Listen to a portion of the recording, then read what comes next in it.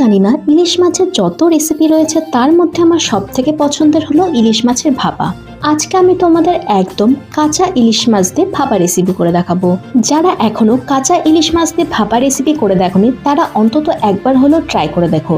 আমি তো বলবো ভাজা ইলিশ মাছের ভাপার থেকে কাঁচা ইলিশ মাছ দিয়ে তৈরি ভাপার স্বাদ এবং গন্ধ দুটোই অনেক গুণ বেশি হয়। রেসিপিটি রেডি করার জন্য আমি প্রথমেই ইলিশ মাছগুলিতে নুন হলুদ মেখে 10 মিনিটের জন্য রেস্টে রেখে দিয়েছি।